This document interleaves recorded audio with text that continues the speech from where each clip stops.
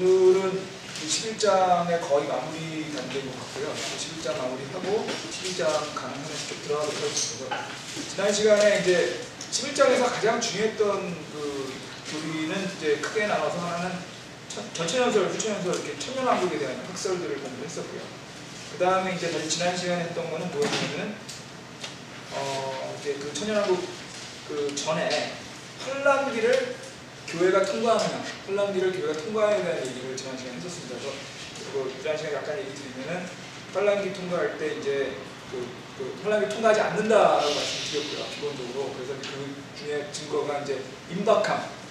그러니까 그 환란기를 통과를 한다는 뜻은 이제 휴거하고 그러니까 지상재림과 휴거를 동일시했을 경우에가 이제 환란기를 통과한다는 얘기인데 그게 동일시할 수 없다. 휴거하고 그 지상재림이 다른 것이다. 그러다 보니까 환란기 통과하지 않는다는 게 하나 있었고, 근데 그거에 대해서 반론들을 몇 개 얘기했었죠. 그래서 이제 나팔 소리가 있으니까 나팔 소리가 들리면 한다는 얘기 때문에 그게 환란기 통과한다는 증거가 아니냐라고 말씀하시는 분이 있는데, 그 나팔 소리는 군대 나팔 소리라고 말씀드렸죠. 군대 나팔 소리이기 때문에 계시록에 나오는 나팔 소리와 데살로니가 전서와 고린도전서에 나오는 나팔 소리는 다른 것이다. 그러니까 나팔 소리 때문에 헷갈리시면 안 돼요. 그래서 성경에 나오는 나팔 소리에는 계시록에 나오는 나팔 소리 같은 나팔 소리가 있지만, 또 성경의 다른 구절에서는 특히 고린도전서에 나오는 나팔 소리는 전쟁에서 그 전투의 종류를 나타내는 나팔 소리다 하는 그런 대목이 있었습니다. 그래서 그런 것까지 지난 시간에 했었고요. 하나 부연 설명을 드리면, 지난주에 제가 다른 책자를 읽다가 갈리아 전쟁기라는 책을 지난주에 잠깐 같이 읽은 적이 있었는데, 그게 이제 언제 때 책이냐면은 BC 1세기경. 그러니까 여러분들 시저라고 들어보셨죠? 시저. 줄리어스 시저라고 영어로 얘기하는 게, 라틴어는 율리우스 카이사르입니다. 그래서 율리우스 카이사르가 쓴 책입니다. 근데 그 책에 보면 갈리아가 지금으로 치면은 프랑스거든요. 그 프랑스 지역에서의 전쟁에 대한 얘기를 적은데, 그 전쟁기에 이게 재밌는 게, 그전에는 그걸 여러 번 본 책인데 그게 눈여겨보지 않았었는데, 그 나팔 소리에 대한 공부를 하고 나서 우연히 그 책을 보다 보니까 어떤 대목이 눈에 띄냐면, 그 전쟁기의 기록 안에 나팔 소리가 많이 나오더라고요. 근데 거기 나오는 나팔 소리의 대부분이 뭐냐면 전쟁을 시작하는 나팔 소리거나 전투를 종료하는 나팔 소리가 되게 많이 나와가지고, 나팔 소리 부르면서 그 부대를 철수시키는, 아니면 공격을 시키는 뭐 이런 내용들이 꽤 나와서, 이게 성경의 그 고린도전서의 나팔 소리가 바로 이런 얘기구나 하는 실감이 딱 들더라고요. 카이사르는 기독교 신자는 아니지 않습니까? 근데 그 사람이 쓴 책에도 그 나팔 소리가 전투의 나팔 소리로서 나오고, 그게 BC 1세기니까 성경이 신약성경 쓴 시제가 거의 동일하거든요. 한 100년 정도 앞섭니다. 거의 100년 정도 앞서는 책이니까 거의 동시대 책인데, 거기서 나팔 소리가 전투의 나팔 소리를 쓰였다는 걸 보면, 말씀드린 것처럼 저희가 그 고린도전서의 나팔 소리는 전투의 나팔 소리다. 그러니까 그게 그 환란기 이후에, 환란기가 끝날 때의 나팔 소리하고 다른 것이다 라고 보시면 될 것 같고요. 이제 오늘 마지막 드릴 얘기는, 이제 또 어떤 분들이 있냐면, 그 복음이 이 세상에 전파가 다 돼야지 이제 후보가 된다. 주님이 오신다. 그래서 복음이 다 전파된다는 뜻 때문에 결국 지금 이 세상에서 우리가 그 주님의 복음을 전파해야 된다. 뭐 이런 얘기 있었다고 말씀드렸잖아요. 근데 그 복음은 환란기의 복음을 얘기하는 거고요. 환란기의 복음은 어떤 복음을 얘기하냐면 왕국의 복음입니다. 왕국의 복음. 주님의 천년왕국에 오신다는 복음이고요. 지금 우리가 교회 시대에 우리가 하는 복음은 무슨 복음이라고요? 우리가 하는 은혜의 복음이죠. 이것도 아까 나팔에서 똑같은 겁니다. 그러니까 그 같은 복음이라고 해서 그 같은 게 아니거든요. 복음의 뜻이 여러 가지 나온다고 말씀드렸잖아요. 그래서 그 은혜의 복음이 지금 전파돼야 되는 거하고 환란기 끝에 왕국의 복음이 전파된다는 게 같은 것이 아니기 때문에, 복음이 전파돼야 주님이 오신다. 이것도 틀린 얘기입니다. 다 정리하면 결론은 이겁니다. 환란기를 교회는 통과하지 않는다. 이렇게 생각하시면 돼요. 환란기는 교회를 통과하지 않는다. 그리고 그 내용을 제가 지난 시간에 종이 하나 나눠드렸죠. 옛날에 나눠드렸던 건데 지난 시간에 다시 나눠드린 거 한번 보시면, 그게 그냥 지금까지 내용을 요약하신 거라고 보시면 돼요. 그거만 그 그림만 염두에 두시면 됩니다. 그 그림은 어떻게 됐냐면, 환란기에 맨 처음에 휴거가 있죠. 그죠? 휴거가 되고 나면 교회는 어떻게 되죠? 하늘에 올라갑니다. 그럼 하늘에 올라간 교회는 어떻게 됩니까? 하늘에서 그리스도의 그리스도 앞에서 심판을 받게 됩니다. 그거는 벌을 주는 심판이 아닙니다. 상을 주는 심판입니다. 상을 못 받는 경우는 있지만 벌을 주는 심판은 아닙니다. 그래서 그리스도의 심판성이 있고요. 그 다음에 환란기가 끝날 때 주님이 지상 재림을 하시죠. 그죠? 그 다음에 주님 지상 재림 이후에 천년왕국이 있고 천년왕국 이후에 뭐가 있으시죠? 백보자 심판이 있는 거죠. 그럼 정리해보면 주님의 재림도 두 개가 있는 거예요. 휴거와 지상 재림. 그 다음에 주님의 심판도 두 개가 있습니다. 그러니까 최소한 원래 5개 정도, 6개 정도 심판이 있는데 거기 그림에 있는 거 보면 백보자 심판이 있고 그 다음에 그 그리스도 심판도 있고, 그러니까 이렇게 심판도 여러 개 있고 그 다음에 주님의 재림도 최소한도 두 개가 있다는 걸 아시게 된다면, 그럼 이제 환란기를 그 교회가 통과한다는 얘기를 헷갈리실 필요가 없는 거죠. 그럼 환란기를 왜 교회가 통과한다는 얘기가 나오냐? 그 심판 헷갈리게 해서 그렇습니다.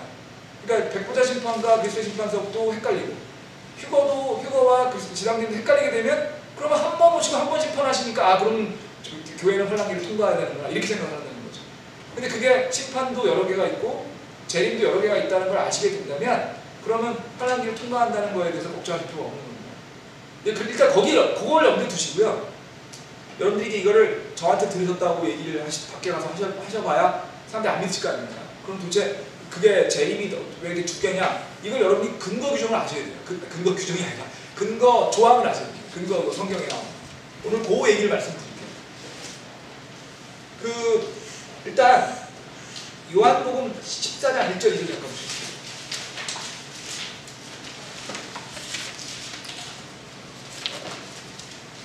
상황을 잠깐 말씀드릴게요. 요한복음 14장 1절을 보시면, 너희는 마음에 근심하지 말라. 하나님을 믿고 또 나를 믿으라. 또 내 아버지의 집에 거할 곳이 많다. 그렇지 않으면 내가 너희에게 말을 주었으나 내가 너희를 위해 처소를 예비하러 가노니, 가서 너희를 위해 처소를 예비하면 내가 다시 와서 너희를 내게 받아들여 내게 있는 곳에 너희가 거기에 너희도 있게 하리라. 3절 잠깐 보세요. 가서 너희를 위해 처소를 예비하면 내가 다시 와서 너희를 내게 받아들여 내가 있는 곳에 거기에 너희도 있게 하리라. 이게요, 지금 어떤 상황이냐면요, 주님이 올라가셨습니다. 근데 올라가시게 되면 제자들이 여기 남게 되잖아요. 교회가 여기 남게 되죠. 크게 놓으면. 그럼 그 교회나 제자들이 너무너무 두려운 거예요. 그럼 어떻게 해야 됩니까? 라고 했더니 지금 주님이 뭐라고 얘기하시냐면, 가서 처소를 예비하고 난 다음에 너희를 데리러 다시 오겠다, 이런 얘기. 근데 요 맥락을 이해하시기 위해서는 이스라엘 백성의 결혼 습관을 아셔야 됩니다. 이스라엘은요, 고대 이스라엘의 결혼 습관을 보시면 어떻게 되냐면, 먼저 약혼을 합니다. 약혼을 하게 되면 그게 일종의 정혼 같은 겁니다. 근데 우리 약혼하고 다른 겁니다. 우리 약혼은 결혼하기 전에 언제든지 깰 수 있는 거죠. 요즘에 뭐 약혼이라는 것도 거의 없지만, 옛날 제가 결혼할 때만 해도 약혼식을 하고 결혼식을 또 했거든요. 근데 약혼식을 했다고 해서 결혼식을 반드시 할 필요는 없는 거죠. 약혼식 했지만 결혼식에 파혼할 수 있습니다. 충분히 아무 문제 없이요. 근데 이스라엘의 약혼은 조금 다른 겁니다. 이건 정혼이라고 그랬고요. 기본적으로 결혼은 확정된 겁니다.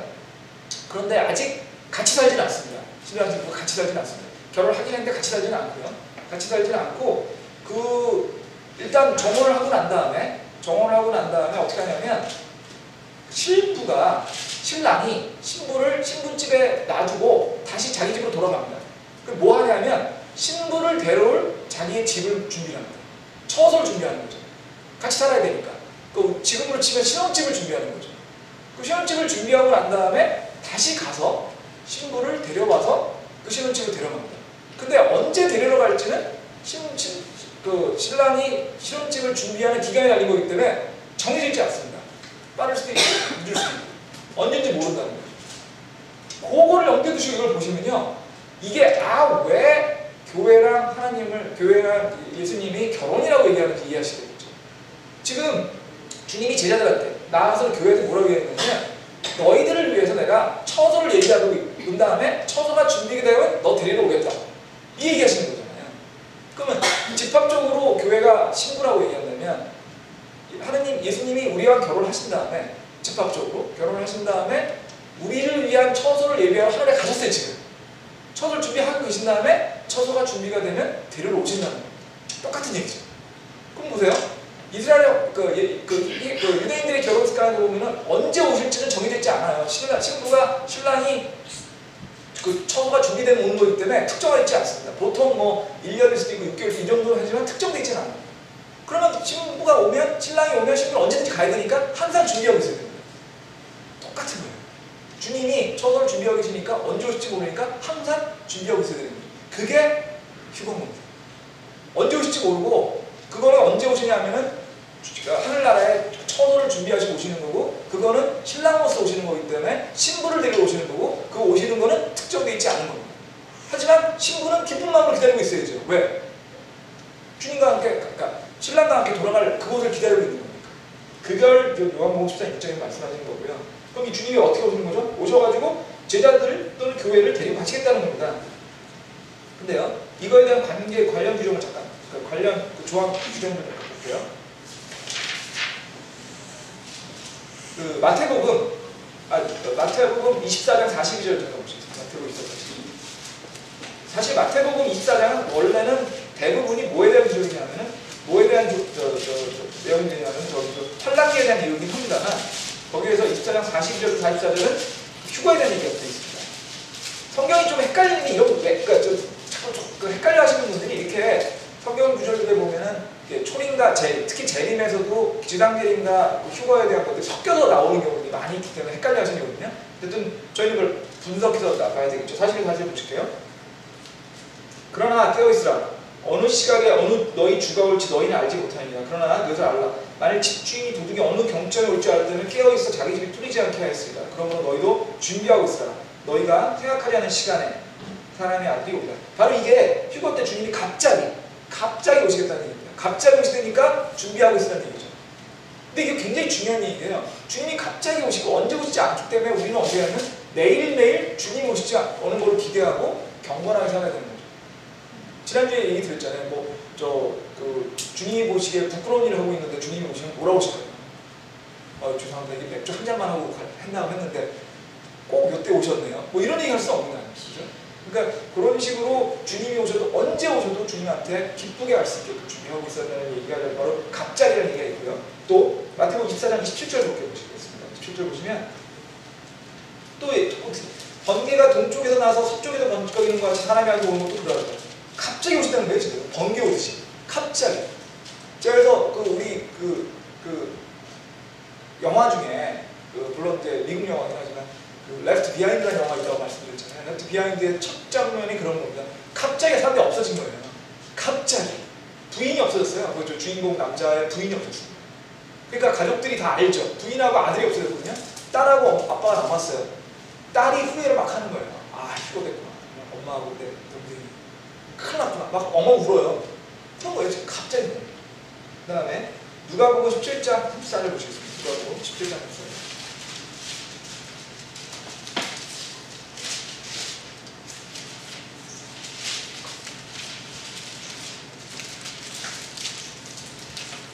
내가 너에게 이르노니 그 밤에 두 남자가 한 자리에 누워있을 터인데 하나는 붙잡혀가고 다른 하나는 남겨질 것이요. 두 여자가 함께 맷돌을 갈고 있을 터인데 하나는 붙잡혀가고 다른 하나는 남겨질 것이다. 이건 뭐죠? 주님이 오셨을 때 갑자기 오실 뿐더러 주님이 선별적으로 내려가는 거예요. 진정한 믿음이 있는, 주님이 진짜 구원받아가지고 진정한 믿음이 있는 그런 구원받은 그리스도인, 보로게인 크리스천들은 데려갈 거고 아는 사람 남는다는 거죠. 자기가 크리스천이라고 주장하지만 구원받지 않은 사람이 있거든요. 있습니다. 저도 처음에 그랬는데요. 그러니까 그런 사람이 그만 뭐 안 되나 하시는 거예요. 주님은 아십니다. 주님은 아십니다. 그러니까 결국 정리를 해보면 휴거의 핵심은 두 가지입니다. 갑자기 오시고요. 선별적으로 데려가십니다. 그리고 휴거는 어떤 걸 하냐면 신부로서 신랑이 신부를 데려가는 거기 때문에 보로게인 크리스천만 데려가시는 거예요. 이제 휴거를 이해하셨죠? 그러면 이 휴거랑 주님의 지상재림은 다르다는 겁니다. 지상재림은요. 그러니까 이 휴거는 누구한테 오는 거냐면 휴거는 아무런 징조가 없어요. 임박한 사건이에요. 이거는 아무런 징조가 없기 때문에. 그리고 이거는 누구를 위해 오시는 거라고요? 성도들을 위해서 오시는 거죠. 영어로 하면 for saints입니다. 성도들을 위해서 오시는 겁니다. 근데 지상재림은 그렇지 않다는 겁니다. 지상재림에 대한 조합 구절들 좀 볼게요. 지상재림의 구절들은요. 마태복음 25장 보시면 돼요. 25장이 지상재림인데 25장 31절.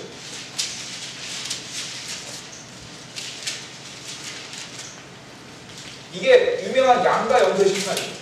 사람의 아들이 자기의 영광 중에 모든 거룩한 천사와 함께 올 때 자기의 영광의 왕자에 앉아서 모든 민족을 자기 앞에 모으고 목자와 염소들로부터 자기 아들을 갈라내듯 그들을 일일이 분리하여 이렇게 얘기했죠. 사람의 아들이 누가 오신다고요? 영광 중에 모든 거룩한 천사와 함께 오신다는 겁니다. 시끄럽게 오시는 거예요. 아주 큰 양 소리가 나면서 엄청나게 오시는 건데 지금. 이건 갑자기 오신 게 아니잖아요. 조용히 오신 것도 아니고요. 선별적으로 오시는 것도 아니죠. 오셔가지고 양과 염소 심판하시겠다거든요. 양도 염소도 다 오시는 거예요 지금. 이게 지상대림.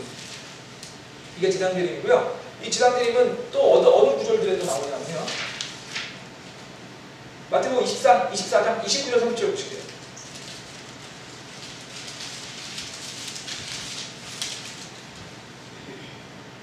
있는 자마다 받아서 풍성하게 내던지나 없는 자는 자기 있는 것을 빼앗기리라. 너희는 이 무익한 종을 바꿔 어둠 속에 내던지라. 거기 슬피 울며 이를 같이 25장이에요.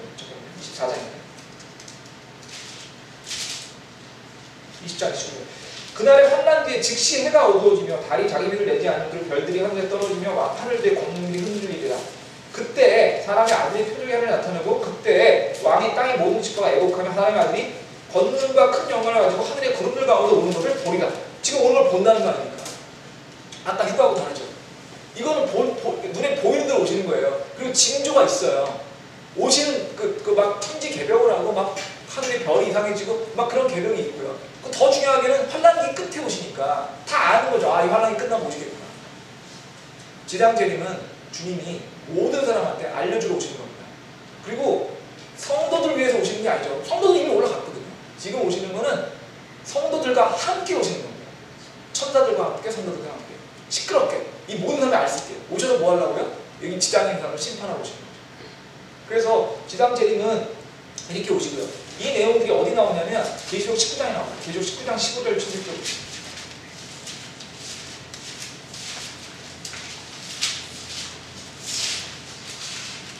이 그리스도 재림이 11절부터 쭉 있거든요. 보세요. 또 내가 하늘이 열린 것을 보니 보라 흰 말이라. 그 위에 타신 이는 신실한 이시 참된 이라 부르더니 그분께서 의로 심판하고 전쟁을 하시더라. 그 다음에 쭉 읽어주면 14절부터 보시면 하늘에 있던 군대들이 희고 깨끗한 고운 암흑보옷을 입고 흰 말을 타고 그분을 따르더라. 그분의 입에서 예리한 칼이 나오니 그분께서 극하로 민족들을 치시고 또 철장으로 그분을 다스리시고 이시리라. 또 그분께서 전능자 하나님의 맹렬한 진노의 표적틀을 밟으시더라. 그분께서 자신의 맏과 납작다리에 왕들의 왕 주들의 주라고 기록된 한 이름을 가지고 있더라. 주님이 이렇게 엄청나게 천사들을 데리고 군대를 데리고 이 땅에 통치하러 철장을 가지고 통치하러 오신다는 겁니다. 이게 어떻게 갑자기 조용히 오겠어요? 엄청나게 시끄럽겠죠. 엄청 시끄럽죠. 근데 이게 구름에서 주님이 내려온다 이런 얘기를 보면 상상이 잘 안 가시죠. 근데 이걸 상상하는 게 좀 쉬우실 것 같아요. 여러분들 영화 같은 데 보면 외계인들 침공하는 영화 같은 거 혹시 보셨어요? 그런 거 보면은 갑자기 구름하고 큰 어마어마한 우주선 내려오지 않습니까? 그러면서 저럴 수도 있겠다 생각들 하시잖아요.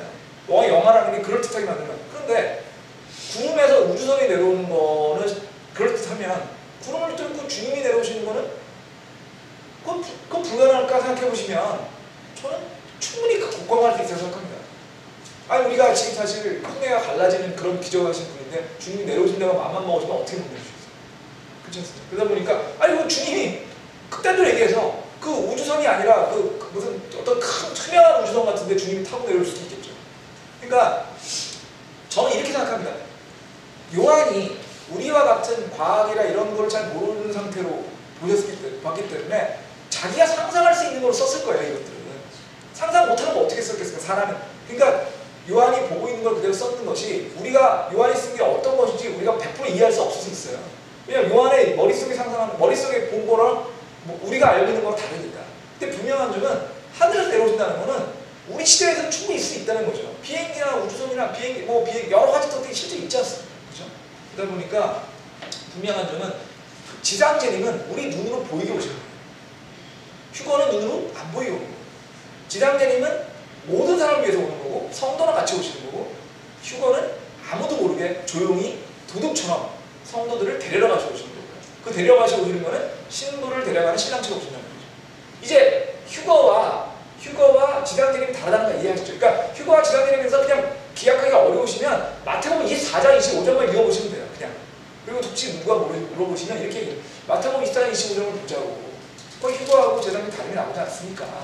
그렇다면 휴거와 지상재림이 다른데 어떻게 이게 같다고 얘기하십니까? 휴거와 지상재림이 다르다는 것만 얘기하시면 환란기를 교회가 통과한다는 건 고민하시고, 근데 굉장히 많은 교회에서 환란기와 지상재림을 그러니까 휴거와 지상재림을 구분하지 못하고요. 또 그러다 보니까 환란기를 교회가 통과한다고 얘기를 많이 합니다. 많이 합니다. 근데 그런데 거기에는 이런 것들이 숨어 있는 거예요. 뭐가 있냐면 환란기를 통과해도 우리는 버틸 수 있다는 게 숨어 있는 거예요. 마음속 깊이. 말로 얘기하는 데도 있고 안 하는 데도 있지만. 그래서 말로 얘기하는 데들은 뭐라 하냐면 뭐 환란기 중에도 우리가 버틸 수 있는 걸 하려면 뭔가 주님의 보호를 받아야 되니까 그래서 14만 4천 명이 우리다라고 주장하게 되는 거죠. 환란기를 통과하는 얘기를 하려다 보니까 환란기를 통과하긴 하는데 괴로울 것 같거든요. 괴로울 것 같으니까 통과하는데 하지만 주님의 보호를 우리 받아. 그러니까 그 14만 4천 명이 우리다. 이렇게 얘기를 한 거예요. 근데 본질적으로 환란기를 통과하지 않는다면 그런 고민할 이유가 없는 겁니다. 어차피 환란기 통과 안 하는데 뭘 고민하죠. 근데 거기에 또 이런 것도 있는 거예요. 그 14만 4천 명이 들어가려고 하면 나를 믿어야 돼. 우리 교회에 와야 돼. 우리 교회 헌금 내야 돼. 이런 얘기 하고 싶은 거죠. 저는 그렇게 생각합니다. 자기 의를 뒷받침시키게 하다 보니까 뭔가 좀 특별하고 싶은 거거든요. 근데 주님의 믿음은요, 저는 그 성경을 읽으면 그런 느낌이 듭니다. 굉장히 단순하십니다. 주님 믿음은 그냥 한 번 믿으면 되거든요. 한 번 믿으면 환란이 통과하지 않을 뿐더러 한 번 믿으면 구원이 확실합니다. 그러다 보니까 저는 성경을 제대로 읽게 되면 굉장히 좀 믿음이라든지 이런 것들이 단순하고 간단한데 제가 그 말씀드렸죠. 저 원래 삐딱한 사람이라고. 저는 책 읽거나 할 때 항상 이런 생각을 합니다. 이 저자가 무슨 의도로 이걸 썼을까? 이 저자는 왜 이런 얘기를 할까? 왜 이런? 근데 유일하게 그런 게 필요 없는 게 성경책이거든요. 성경책을 제외한 나머지 것도 다 그런 생각을 하게 돼요. 근데 저는 이런 생각을 합니다. 환란기를 통과한다는 얘기, 그 다음에 구원의 영원한 보장을 왜 목사님들이 아니라고 얘기할까? 이게 제 생각입니다. 여러분들한테 그 강요하는 건 아니고 저는 어떻게 생각하냐면 교회 열심히 나오라고 그러는 것 같아요. 제 솔직한 느낌입니다. 왜냐하면 한 번 믿으면 구원도 확실하고요. 한 번 믿으면 환란기도 통과하지 않으면요, 솔직히 말하면 교회 안 나가도 돼요. 여러분이 믿음만 확실히 있으면요, 영적으로 성장할 자신만 있으면 교회 안 나가도 된다니까요. 근데 구원 안 잃어버립니다. 환란기도 통과하지 않고요, 주님한테 가요. 물론 영적으로 성장하지 않으면 주님한테 칭찬을 못 받습니다.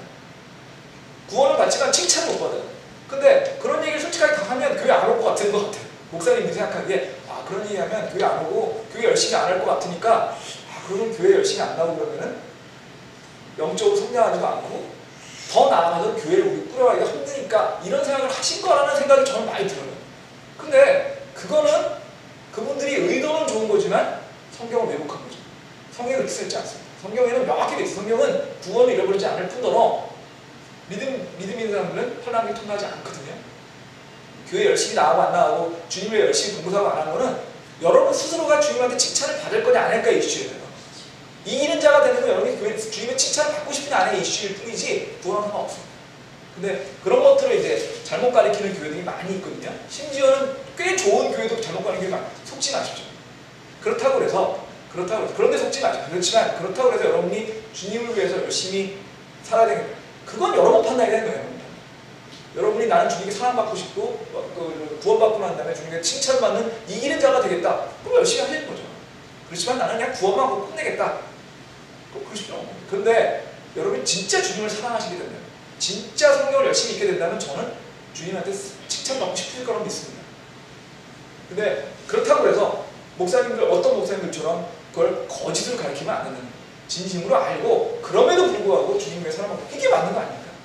근데 많이 안 그러는 분들이 있다는 거, 거기에 절대 유혹하지 않는 그런 얘기 드리는 거고요. 그럼 이게 이제 그 11장의 그 내용들 다 돼 있는 거고요. 그 다음에 11장의 마지막 구절들이 몇 개 있는데요. 그건 빨리 한번 넘어가겠습니다. 11장에 16절, 17절 보겠습니다. 하나님 앞에서 자기 자리에 앉아있는 24장들 엎드려 얼굴을 들어 하나님을 경배하며 이르되 오 주 하나님 전능자여 지금도 계시고 전에도 계시고 앞으로 오신 주께서 우리의 감사를 드리면 주께서 친히 주의 권능을 취하고 통치하셨기 때문이다. 여기서 권능이라고 하는 거에는 능력과 권한을 다 가지고 있는 겁니다. 그래서 권능입니다. 권한을 가지고 계시죠? 능력도 있으신 거예요. 그래서 권능을 가지고 계시는 거고요. 근데 여기서 굉장히 재밌는 게 하나 있습니다. 장로들이요, 이 얘기를 듣고, 지금까지 이런 얘기를 듣고서 천년왕국 얘기를 듣고 났는데 얘기를 하고 있는 거죠. 그런데 이게 과거 시제처럼 보이세요? 현재 시제처럼 보이세요? 통치하셨기라고 하잖아요. 통치하실 것이 아니라 통치하셨기라고 했죠. 영어 성경에 보면 과거 시제로. 그래서 이 부분에 대해서 그 해석들이 좀 있습니다. 그래서 사실 이제 저는 어떻게 생각하나, 그러니까 해석들에는 어떻게 보면 어떤 목사님들이 이렇게 들어요. 이게 그 사도 요한이 요 부분에서는 천년왕국 이후에 있었던 얘기를 보고 여기다 기록한 거라고 얘기하시는 분들이 있어요. 그러니까 천년왕국을 다 통치하고 난 다음에 이 그 24장로가 얘기하는 부분이 여기에 들어가 있다. 지금 그렇게 얘기하시는 분들이 있고요. 또 어떤 분들은 어떻게 얘기하면 사도 요한이 천년왕국을 다 이런 내용을 다 알기 때문에 그런 점에서 이걸 과거 시절로 얘기한다 이렇게 얘기할 수 있는데 뭐 어느 게 맞는지 잘 모르겠어요. 그렇지만 저는 어떻게 생각하냐면 이게 중요한 포인트는 이런 것 같아요. 계시록을 볼 때 우리가 헷갈리지 말아야 될 부분이 계시록이 시간 순서가 아니다. 계시록에 나와 있는 것이 시간 순서대로 된 것도 있고 그렇지 않은 것도 있다는 것의 대표적인 그런 증거물인 것 같아요. 왜냐하면 계시록이 보면 되게 중간중간에 삽입되는 것들이 있지 않습니까? 그래서 그런 내용들을 생각하시면 이게 쭉 연속돼서 내야되는 게 아니라 이런 부분만 이해하시면 될 것 같고요. 그 다음에요. 18절에 보시면 민족들이 분노하며 주의 진노가 이르고 죽은 자들의 때가 이르렀으니 이것은 그들이 심판을 받게 하려 하시며 또 주께서 주의 종 대언자들과 성도들과 또 작은 자나 큰 자에게 주의 이름을 두려워하는 자들에게 보상을 주려 하시며 땅을 멸하는 자들을 멸하려 하심이니라. 지금 여기에서 또 요거 우리가 말씀드리면 주의 종 대언자들과 성도들과 주의 이름을 두려워하는 자들에게 보상을 주신다고 되어 있거든요. 근데 지금 요거를 하는 부분은 어디냐면 백보자 심판에 대한 겁니다. 이거는. 우리가 심판이 아까 중요한 심판이 그러니까 5가지 정도 심판이 있는데 그중에 제일 중요한 게 2가지라고 말씀드렸어요. 하나는 휴거 이후에 교회가 위에 올라가서 그 교회 시대의 성도들이 올라가서 받는 그리스도 심판석이 있고요. 그 다음에 천년왕국 이후에 그 백보자 심판이 있는데 지금 여기서 말하는 건 백보자 심판이거든요. 근데 백보자 심판은 원래는 교회 성도들한테 해당 사항이 없는 거죠. 이미 휴거됐으니까. 근데 거기에도 보면 주의 종 대언자들과 성도들과 주의 이름을 두었는데 보상이 있다고 되어 있습니다. 그래서 이거는 누구의 얘기냐면 환난 성도들, 환난기에 구원받은 성도들 또는 그 이후에 환난기 이후에라도 구원받은 성도들한테는 주님이 백보자 심판에서 보상을 줄 수 있다. 그러니까 교회 이전, 그러니까 휴거 이전에 교회 시대 사람들이 그 칭찬받는 것들도 가능하지만 그때 구원을 안 받았더라도 휴거 이후의 환난 기간에도 구원을 받거나 주님을 믿는 사람들이 있다면 그 사람들은 백보자 심판에 가서 물론 많지는 않겠지만 그 부분에서 보상을 받을 수 있다. 이런 얘기죠. 근데 그게 말이 되는 게 안 그러면 14만 3천 명이 왜 필요하겠어요? 두 증인이 왜 필요합니까? 그 다 계속 회개하라고 아닙니까? 그 사람들에 의해서 회개받은 사람들은 어떻게 되냐? 백보자 심판에서 보상받는다. 그러니까 휴거적이 됐으면 제일 좋았겠지만 그게 아니래도 다시 한번 이렇게 주님이 기회를 주신다 이런 얘기고요. 19절에 보시면 한대긴 하나님의 성전이 열리니 그분의 성전 안에는 그분의 약속 언약궤가 보이며 또 번개들과 음성들과 천둥들과 지옥들과 지진과 큰 음악이 있더라. 그래서 이 얘기는 뭐냐면 11장 1절 2절에 보면은 땅의 성전은 더럽혔다는 얘기가 있죠. 계시록 11장 하도 오래전에 11장 헷갈리시죠?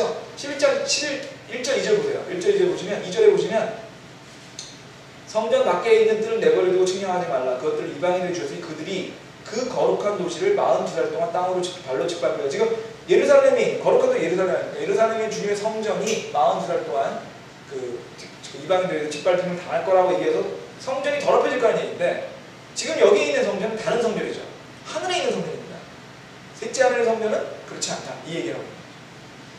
자 이렇게 해서 11장이 다 끝났습니다. 11장에 지금 보면은 굉장히 많은 얘기가 나왔습니다. 11장에 두 증인 얘기가 있었고요. 그죠? 두 증인이 어떤 증인인지, 그게 뭐, 누구라고 얘기했죠? 두 증인은, 그렇죠. 두 증인 누구라고 얘기했었고, 그 다음에 이제 저희가 전천연설, 후천연설, 무천연설에 대해가지고 천년왕국에 대한 설을 들어봤었고요. 마지막으로 저희가 교회가 휴거가 되느냐 안 되느냐 이렇게 얘기했었고, 그 휴거가 된다는 거에 대한 되기 때문에 교회는 혼란기를 통과하지 않는다는 내용들이 여기 나와 있었고요. 근데 그 중에서 그 증거들을 말씀드렸었고, 근데 한 가지 좀 말씀드리면 지금 복음이 이 세상 끝까지 전해져야 주님이 오신다는 얘기를 해가지고 그것 때문에 상당히 많은 교회들이 소위 말해서 복음 전도에 굉장히 열성을 합니다.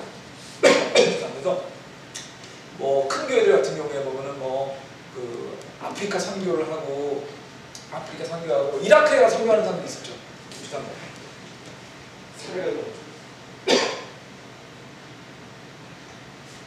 근데 그런 분들이 많이 얘기하시는 게 뭐냐면은 그렇게 그 세계에 있는 다른 지역들에 가서 특히 복음이 전파되는 지역에 가서 복음이 다 전파되어 주님이 오시기 때문에 그러니까 그런 데 가야 된다. 그러니까 그 이라크라든지 아프리카라든지 이런 이런 지역에 가서 복음을 전파해야 되니까 이게 주님이 빨리 오시게 하기 위해서 해야 된다 이런 얘기인데 좋은 점도 있고 나쁜 점도 있습니다. 첫 번째는 그런 열의도 좋은 거죠. 뭐 아프리카 가서 복음을 전파하겠다는데 누가 말리겠습니까? 좋은 거죠. 이라크에 가서 복음을 전파하시겠다? 뭐 좋은 거죠. 그런데 첫 번째 그런 점은 뭐그 열의가 나쁜 건 아닌데 첫 번째 주님만 이 복음이 전파돼야 주님이 오신다고 하는 거는 잘못된 거고 어떻게 보면 이것도 목사님들이 있는 얘기 아니시지만 저 건방진 그거는 주님은 우리 마음대로 오게 말게 하는 거거든요. 그렇죠? 그러면 보세요. 우리가 복음을 열심히 전파하면 주님 일찍 오시면 반대로 우리가 주님을 대충 전파하면 안 오시겠네요. 그럼 예를 들면 환란기가 오셔야 주님이 오신다면 그러면 최소한 내가 우리 애들이 있을 때는 환란기가 오면 안 되니까 좀 지금 좀 대충 해서 한 100년, 200년 뒤에 오시는 게 좋지 않을까? 이럴 수 있다는 거죠. 그리고 무엇보다도 주님이 오시는 거는 주님이 바울도 주님이 언제 오실지 모른다고 여러 번 얘기하지 않습니까? 그럼 우리가 어떻게 우리의 능력, 우리의 노력으로 주님이 오시는 첫 번째 이런 점에서 말이 안 되는 소리고 건방진 얘기고요. 두 번째는 이런 점도 있습니다. 뭐냐면 선교를 하는데 가장 중요한 거는 결국 그 사람들한테 주님의 말씀을 진정으로 전달하는 거거든요. 그죠? 진정으로 전달하는 건데 진정으로 전달을 하려면 뭐가 있어야 되죠? 언어를 알아야 됩니다. 그 말에 언어를 하지 않으면 기본적으로 선교를 할 수가 없다고 생각합니다. 예를 들면 저희 교회 말씀드리면 저희 교회는 통역이 없었어요. 원래 저희가 처음 왔었을 때 통역이 없었습니다. 그게 거의 한 10년, 한 20년 전에 왔었을 때는 없었습니다. 그러다가 통역이 생겼고요. 그 다음에 왜 통역이 생기냐면 그때는 저희 교회의 90% 이상이 전부 미군이셨어요. 그리고 나머지 10%도 영어를 잘하시는 분들이셨어요. 그러니까 뭐 영어 설교에 통역이 거의 필요 없었던 거죠. 근데 점점점 한국 사람들이 늘면서 그래서 통역이 시작이 돼가지고 통역을 하게 됐는데 통역을 하게 된 이유 딱 하나입니다. 뭐냐면 다른 언어로 되는 말로는 복음을 들을 수가 없거든요. 이해가 안 되는데 어떻게 복음을 받겠습니까? 그러다 보니까 통역을 하기 시작했고 그때는 또 어떻게 통역을 했냐면 기계를 해가지고 여러분 기억하시죠? 저희 통역기 해가지고 영어로 하시고 동시 통역을 했습니다. 근데 그거는 사실은 동시 통역이라고 하긴 했지만 기본적으로 영어 설교였죠. 한국 분들만 몇 분만 그걸로 들으셨죠. 그러다가 완전히 이렇게 이렇게 옆에 서가지고 통역하시는 제가 알기로는 우천 목사님 오시고 그 이후 몇 년 안 된 걸로 제가 알고 있거든요. 그러다 보니까 사실 어떤 면에서 보면 이렇게 언어를 모르고 설교를 한다는 것은 굉장히 한계가 있는 거죠. 굉장히 한계가 있는 거죠. 그래서 저희 교회도 이렇게 통역을 하고 있는데 앞으로도 이제 저희가 영어를 쓰시는 분들, 한국어를 쓰시는 분들이 계속 오실 거기 때문에 영어 통역과 아닌 거를 계속 할 수밖에 없겠죠. 근데 제가 왜 얘기를 드냐면 우리나라 개신교회 많은 교회에서 소위 말해서 해외 선교 갈 때 가면 뭐 하냐면 가서 청소해주고 그다음에 거기서 뭐 농활 가듯이 가서 무슨 아프리카에 뭐 집 지어주고 우물 파주고 그러고 오거든요. 그리고 뭐 거기서 음식 뭐 양 같은 거 뭐 해주고. 근데 거기 언어 하시는 분 아무도 없어요. 그럼 그게 과연 진정한 의미 선교라는 거예요. 선교 전 단계 될 수 있겠죠. 그리스도를 믿으면 좋아진다. 하지만 진정한 복음을 전하는 거냐? 그거에 대해서 많이 좀 어떻게 보면 좀 어폐가 있습니다. 그래서 사실은 거의 제가 자세한 얘기까지 드리고 싶지는 않습니다. 근데 중요한 점은 하여튼 복음이 세상의 끝까지 전해져야 주님이 오신다. 이거 틀린 말이다. 그 복음은 잘못된 얘기다. 그거는 성경에서 지금 계시록에서 나오는 그 복음은 결과적으로 왕국의 복음을 얘기하고 있는 거고, 그러니까 마태복음에 나오는 복음은 왕국의 복음을 얘기하는 거고, 그 왕국의 복음은 환란기를 얘기하는 것이다. 그러니까 지금 같은 은혜의 복음이 전파돼야지 주님 오신다는 얘기는 잘못된 것이다. 이건 머리에 붙여주시고요. 자, 그러면 이제 11장이 이제 끝났습니다. 끝났고 이제 12장인데요. 계시록 12장부터 14장까지는 삽입장입니다.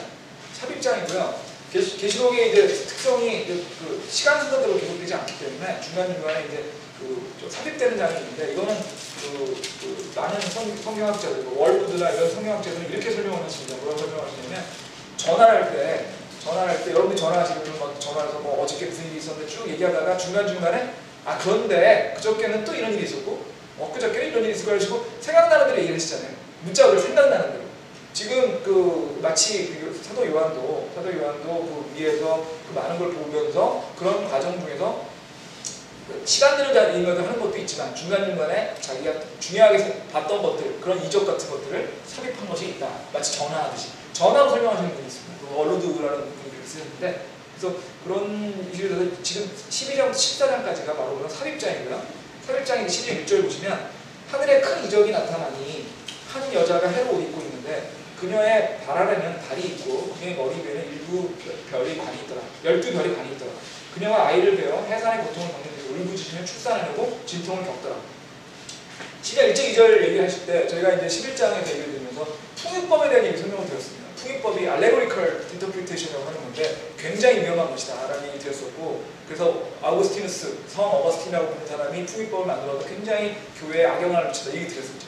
근데 풍요법이라는 거는 성경에 있는 글을, 그래서 우리가 해야 될 거는 문자도 되고 물리적으로 일반적인 단어의 뜻으로 해석을 해야 된다고 말씀을 드렸는데, 그럼에도 불구하고 성경에는 일반적인 형태의 비유법은 쓰이고 있다고 말씀드렸죠. 은유법이라든지 지유법. 그러니까 성경에서 예를 들면 나는 문이요 했을 때 풍유적으로 해석하면 문은 무슨 뜻일까? 문은 뭐 어떤 뭐 이게 아주 복잡한 철학적 뜻, 이게 이런 식으로 해석을 하는 게 풍유법이라고 한다면, 하지만 주님이 나는 문이요 하는 거는 그냥 주님이 어떤 뜻이냐면 주님이 나무로 된 문이라는 게 아니라 마치 문처럼 주님을 통해서 천국에 들어가라 뭐 이런 뜻으로 얘기하신다는 얘기 드렸죠. 그러니까 그렇게 지유법이나 은유법 같은 형태의 비유는 쓰이고 있다. 일반적인 해석을 하는데 이렇게 말씀드렸었는데 12장 1절이 바로 그런 내용인데, 그건 풍유적 해석이 아니라는 걸 말씀드리고요. 여기 보시면 큰 이적이라는 말이 나오는데요. 이적은 헬라어로 세이메이니아라는 단어입니다. 세이메이니아라는 단어는 영어로 번역을 하면 여러 가지 뜻으로 경이, 이적, 기적 이런 뜻으로 많이 해석이 됩니다. 그러니까 영어로는 원더라고 해석되기도 하고요. 사인이라고 해석되기도 합니다. 원더라는 거는 놀라운 일을 얘기하고요. 원더풀 할 때 원더입니다. 놀라웠다는 얘기고, 사인이라고 하는 거는 특별한 게 여러분들 도로 게시판에 사인하지 그런 주님이 무슨 어떤 이적, 그러니까 표현을 하기 위한 그런 걸 얘기 드리거든요. 그래서 사실 이 세이메인이라는 단어는 이런 것들이 다 포함되어 있는 단어인데요.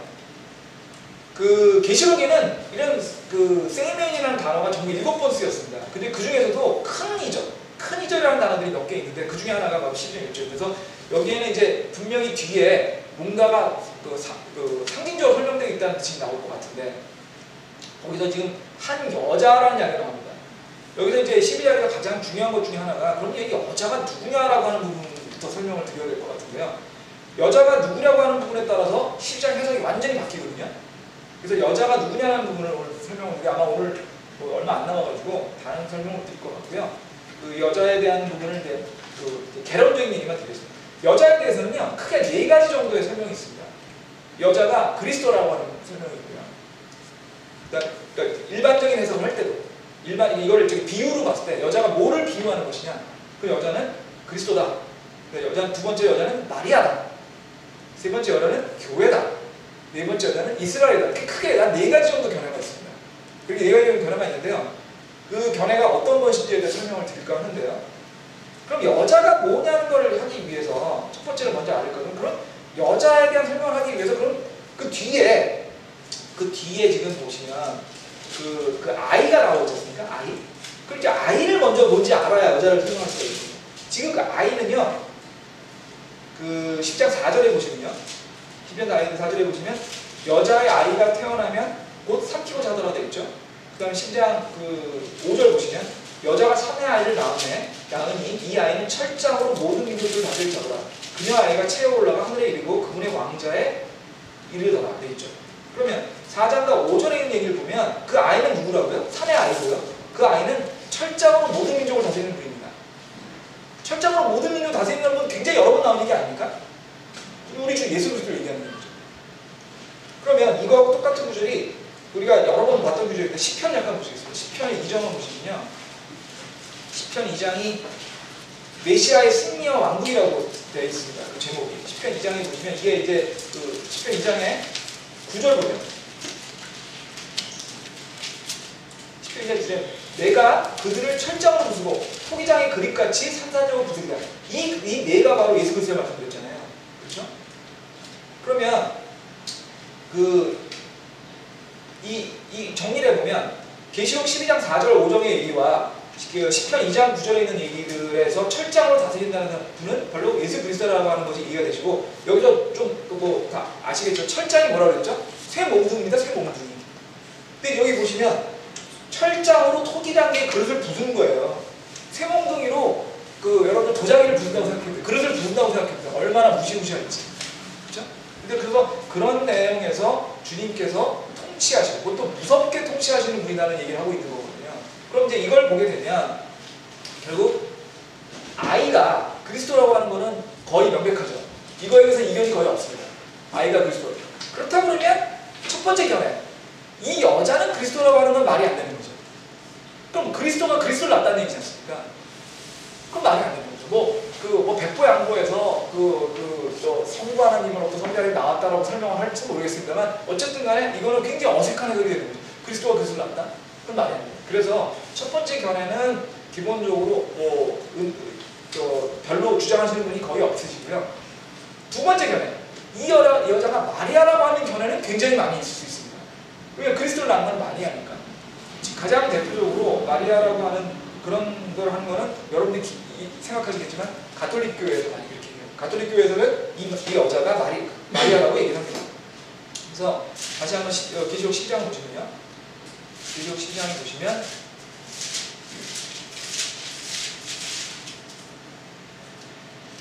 이게 마리아라고 얘기가 되어 있는데요. 그러면 이 마리아인지 아닌지를 설명하는 가장 쉬운 방법은 이걸 마리아라고 놓고 그 다음 구절들 중에 나오는 구절을 마리아로 바꾸셔서 한번 읽어보시는 겁니다. 보세요. 10장에 보면 이제 1절, 2절은 큰 문제 없어요. 마리아가 애를 낳는 얘기니까. 근데 그 뒤에 보세요. 6절부터 보시면 그 여자를 마리아로 바꿔보겠습니다. 마리아가 광야를 도피하며 거기에 하나님께서 예비하게 한 처소가 있어 마리아에게 있으니 그것은 그들이 1260일 동안 거기서 마리아를 먹이게 하려 하십니다. 마리아가 광야로 도망가서 마리아를 먹인다는 얘기였어요. 근데 지금 이 요한계시록을 쓰는 AD 95년경에 있을 때는 마리아는 죽었을 거거든요. 마리아 이미 죽은 마리아가 광야로 도피하고 1260일 동안 환란기 때에 숨어있다. 이건 좀 말이 이상하지 않습니까? 그죠? 그 다음에 또 보시면 용이 자기의 따온 대적들을 보고 13절 보시겠어요. 7절 13절.